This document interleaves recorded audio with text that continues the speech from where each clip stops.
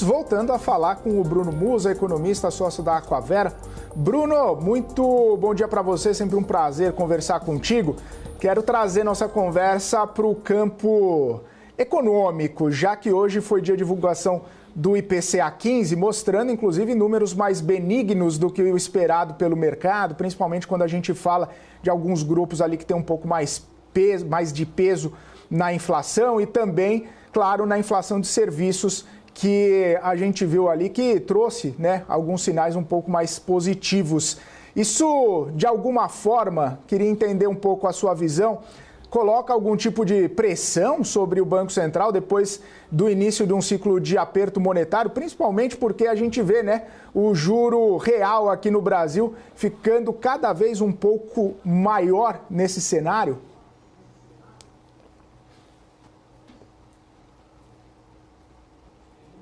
O Bruno, você deixou o seu microfone mutado? Se olharmos apenas o número frio, se olharmos apenas o número frio do IPCA 15, realmente ele veio abaixo, inclusive, da expectativa de grande parte dos analistas, né?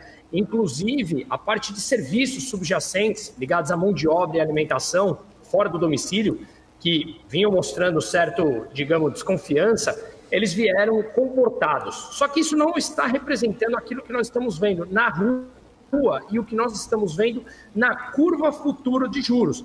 Desde que foi divulgado o balanço de receitas, ou melhor, o relatório de receitas e despesas na sexta-feira passada, onde o governo, ou todo mundo esperava que o governo contingenciasse e bloqueasse entre 10 e 15 bi, e ele liberou 1,7 bi, conta dos gastos parafiscais que estão assustando o mercado e realmente estão desproporcionais. O que são os gastos parafiscais? Aqueles que não estão passando pelo orçamento.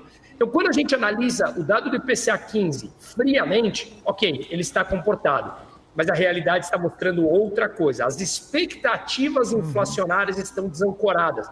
Tanto é que todos os bancos e todas as casas de análise estão mostrando que a Selic deverá chegar a 12%.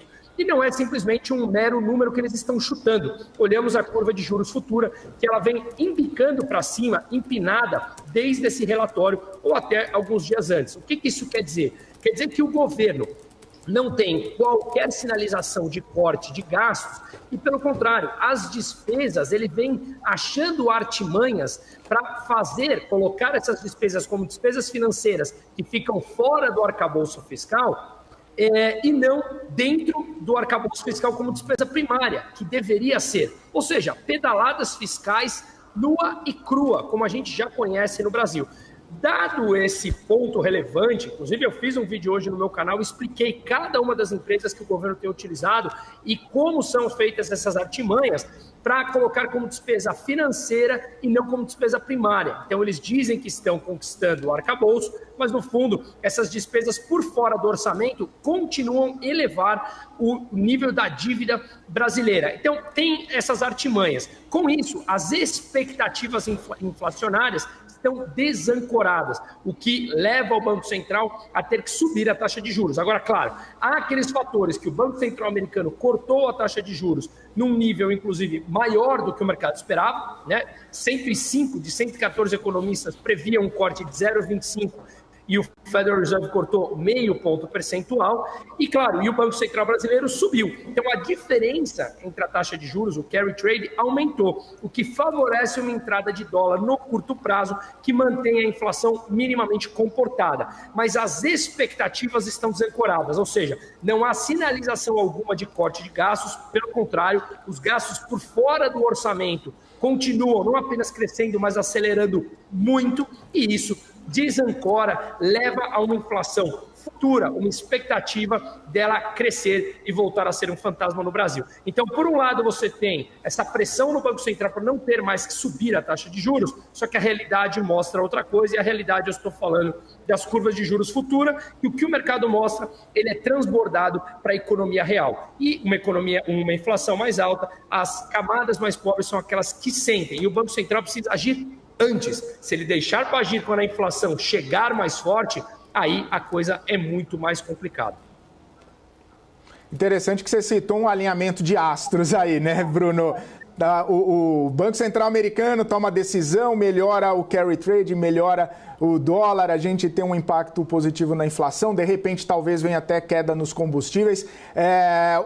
Tem uma percepção, né, talvez, de que o mercado pode estar exagerando, né? Inclusive nessa pedida de prêmio aí, nessa curva de juro mais estressada, até foi tema de uma fala do Campos Neto ontem, né? Ele falou, olha, o mercado até tem alguma reação um pouco mais exagerada em relação ao fiscal, acabou passando um pouco, né, a impressão de aliviar o discurso mais hawkish que teve ali no comunicado e na ata. Você tem essa percepção, Bruno, que o mercado pode estar até exagerando, por mais que hajam, né, problemas e haja uma cautela por parte do mercado em relação a essa trajetória, a esse cenário um pouco mais nebuloso? O mercado ele está um pouco mais exagerado? Pode haver algum tipo de reprecificação quando esse exagero passar, ou se esse exagero passar? Não acho. Infelizmente, eu não acho, Felipe. Por que eu não acho? Porque, de novo, nós temos que olhar adiante.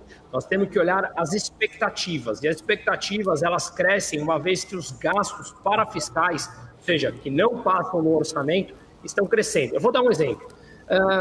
Na época da Dilma, quando o Tesouro emprestava dinheiro para o BNDES, ele colocava como uma despesa financeira e não uma despesa primária.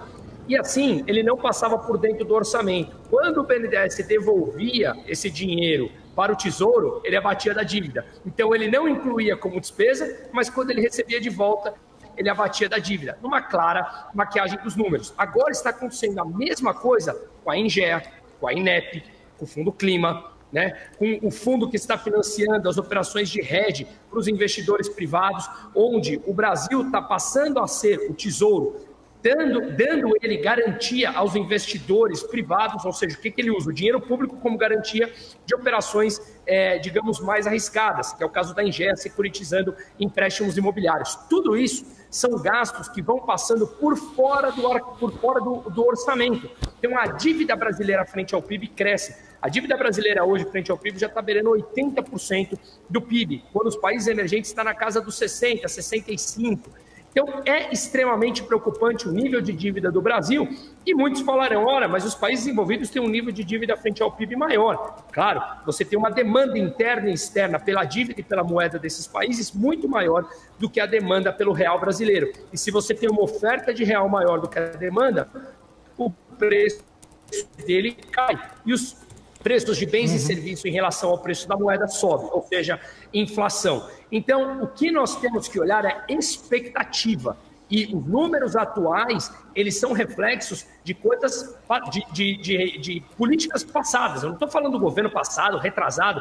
Agora nós temos que olhar as políticas atuais para termos ideia dos números adiante. E o Banco Central, ele atua nessa expectativa. Afinal de contas, é o que eu falei, se ele deixa para atuar quando a inflação dispara, aí a popularidade do governo cai e, acima de tudo, o que mais importa, bom, na realidade, o que mais importa para esse governo não, mas o que mais importa é que a perda do poder de compra das pessoas, principalmente da camada mais pobre, ela passa a ser latente. Então, de novo, é um equilíbrio de muitos pratos e esse equilíbrio, quanto mais nós gastamos e tentamos enganar o mercado que é por fora do orçamento, mais a informação descentralizada agora mostra, está na mão das pessoas e a gente consegue fazer essas análises, digamos, mais criteriosas. E aí não adianta negar, uma moeda perdendo valor, uma curva de juros subindo, significa, obviamente, que a realidade bate a porta.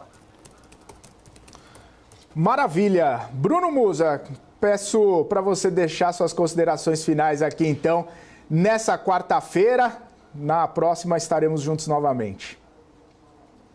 Muito obrigado, vai ser um prazer estar com vocês aí e, como eu falei, vamos olhar o que está além da manchete, né? Tenhamos um pouco mais de critério em analisar o que está nas entrelinhas, porque é onde realmente mora o diabo e eu não estou falando pelo governo A, B, C ou D, mas sim pelo que a gente vai enfrentar na economia real.